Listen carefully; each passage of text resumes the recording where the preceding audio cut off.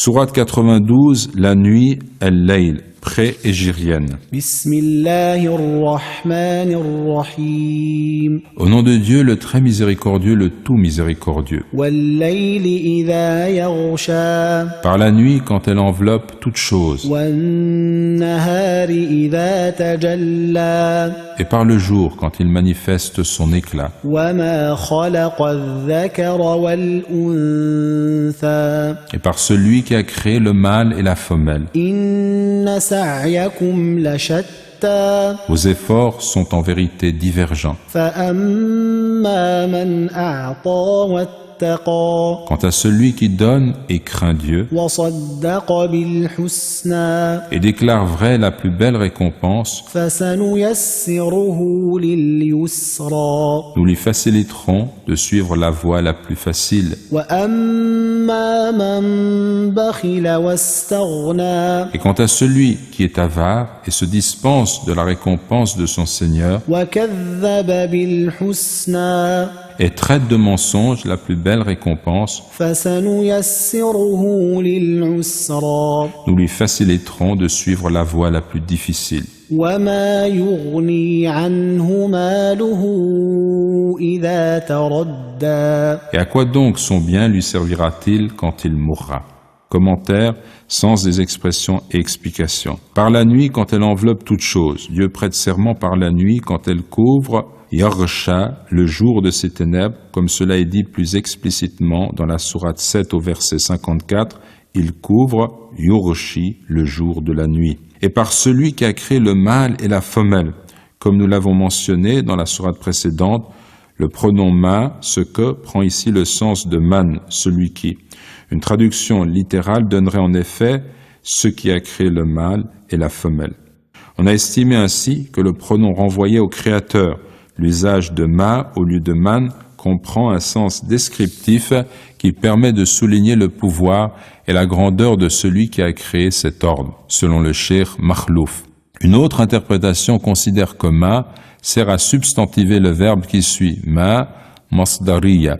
Dans ce cas, le sens serait « et par le ciel et par sa construction, et par la terre et par son étendue, et par la création du mâle et de la femelle », selon le commentaire de Al-Jalalayn.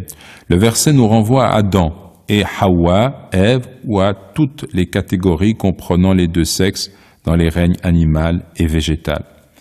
Vos efforts sont en vérité divergents. Il y a parmi vous effectivement le croyant et le négateur, celui qui obéit à la loi divine et celui qui la transgresse. Quant à celui qui donne et craint Dieu, qui donne de son bien et fait preuve de générosité, et déclare vrai la plus belle récompense. Le terme el-husna signifie littéralement la meilleure. On retrouve la même expression au 9e verset et traite de mensonge la plus belle récompense. El-Bukhari rapporte que selon Ibn Abbas, que Dieu soit satisfait de lui et de son père, el-husna signifie ici la rétribution. En donnant, le croyant sait qu'il sera récompensé de la meilleure façon, alors que le négateur rejette l'idée même d'une quelconque rétribution.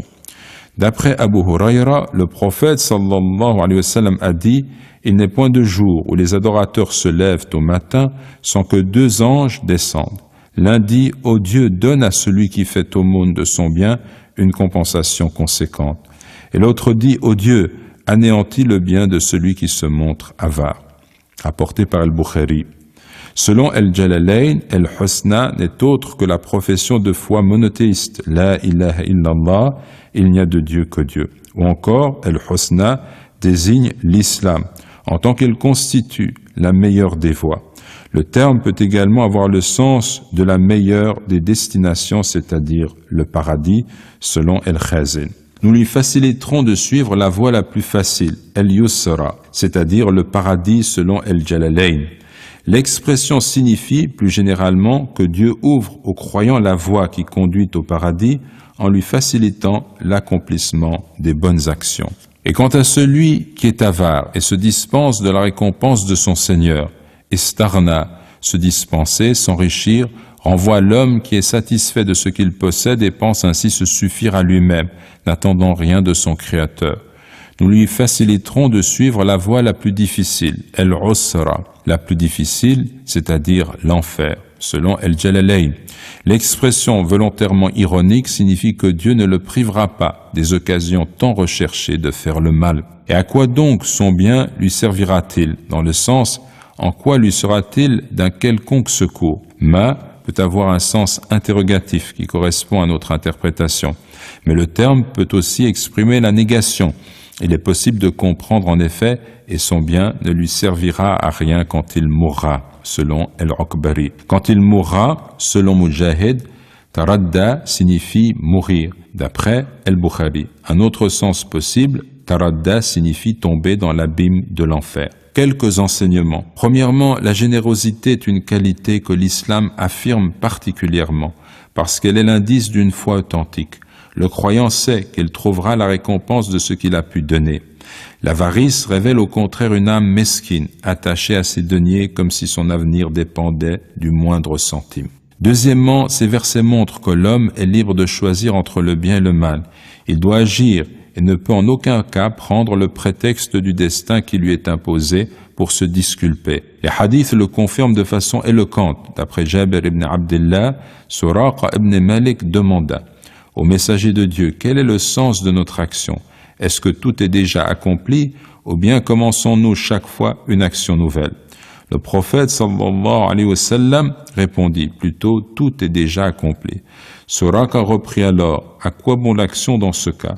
Le prophète sallallahu alayhi wa sallam dit, agissez, car pour chacun a été rendu aisé ce pourquoi il a été créé. Hadith rapporté par Ahmad et Muslim. Ali ibn Abi Talib, que Dieu soit satisfait de lui, a dit, nous sortîmes suivant un convoi funèbre, alors que nous étions dans le Baqiya, le cimetière voisin de la mosquée de Médine. Et voilà que sortit en se dirigeant vers nous le messager de Dieu, sallallahu alayhi wa sallam, tenant dans sa main un bâton. Il vint, s'assit, puis il en remua la terre quelques instants. Il dit alors, il n'est âme qui vienne au monde sans que soit certes écrite la place qu'elle occupe au paradis ou en enfer, et sans que soit certes écrit si elle est malheureuse ou bienheureuse. Un homme demanda, ne convient-il pas dès lors de nous en remettre à ce qui est écrit dans notre livre au messager de Dieu et d'abandonner toute action? Le prophète sallallahu alayhi wa sallam dit, non, mais plutôt agissez, à chacun sa voie est facilitée. Quant aux malheureux, les actions des malheureux leur sont facilitées, et quant aux bienheureux, les actions des bienheureux leur sont facilitées. Puis le prophète sallallahu alayhi wa sallam récita le verset, quant à celui qui donne et craint Dieu et déclare vrai la plus belle récompense, nous lui faciliterons de suivre la voie la plus facile. Et quant à celui qui est avare et se dispense de la récompense de son Seigneur et traite de mensonge la plus belle récompense, nous lui faciliterons de suivre la voie la plus difficile. C'est la version d'At-Tirmidhi, rapportée également par El-Bukhari et l'ensemble des traditionnistes. C'est à nous certes qu'incombe de guider les créatures.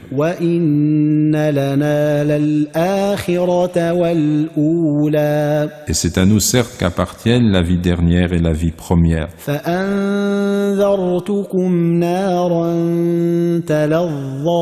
Je vous ai donc averti d'un feu qui flambe.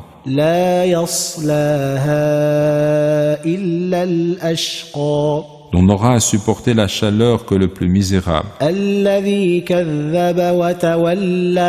qui crie au mensonge et se détourne. En sera écarté le plus pieux,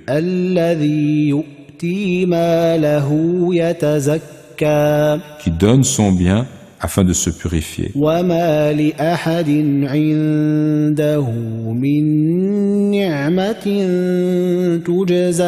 Et qui n'est redevable à personne d'un bienfait qui serait à compenser.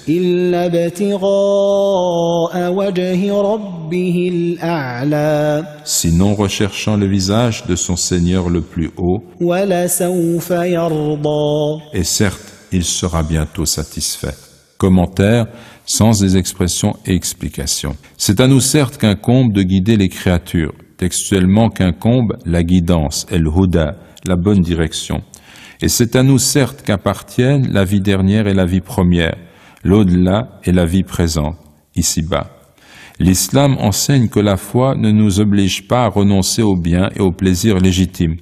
C'est donc vers Dieu seul qu'il convient de nous tourner pour obtenir quelque chose de ce monde, tout comme c'est vers lui qu'il faut tendre de tout notre cœur en lui demandant le paradis. Un feu qui flambe, talabwa, de tatalabwa, qui brûle avec intensité, dont l'incandescence est croissante, dont n'aura à supporter la chaleur que le plus misérable, el-ashqa, superlatif de shaqi, malheureux, misérable, qui crie au mensonge et se détourne, qui traite de mensonge le message et de menteur le messager sallallahu alayhi wa sallam, et qui se détourne de la foi et des commandements divins.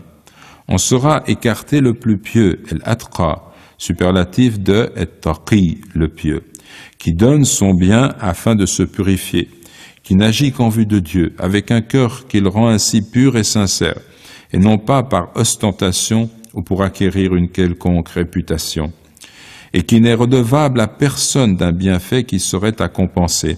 Ces versets ont été révélés au sujet d'Abu Bakr, radiyallahu anhu, que Dieu soit satisfait de lui, qui donnait de son argent pour libérer et affranchir les esclaves soumis aux persécutions des idolâtres. Il paya ainsi une forte somme pour que Bilal soit déchargé de ses chaînes. Et aussitôt les polythéistes firent courir le bruit qu'Abu Bakr n'avait agi ainsi que parce que Bilal lui avait rendu un service. La révélation se fit en démentant ces rumeurs, sinon en recherchant le visage de son Seigneur le plus haut, en agissant sincèrement en vue de Dieu. Et certes, il sera bientôt satisfait, en ce que Dieu l'écartera de l'enfer et lui donnera accès au paradis. Quelques enseignements. Premièrement, Dieu s'est imposé de montrer aux hommes quel est le bon chemin. Il leur incombe en retour de le suivre en professant le monothéisme et en agissant selon sa volonté. Deuxièmement, à Dieu appartiennent l'univers et l'au-delà. C'est donc vers lui qu'il convient de se tourner pour obtenir le meilleur de ce bas monde et le paradis dans l'au-delà. Troisièmement, donner de son bien en vue de Dieu seul constitue l'une des meilleures formes de purification de l'âme humaine. Quatrièmement, il faut agir en recherchant l'agrément de Dieu.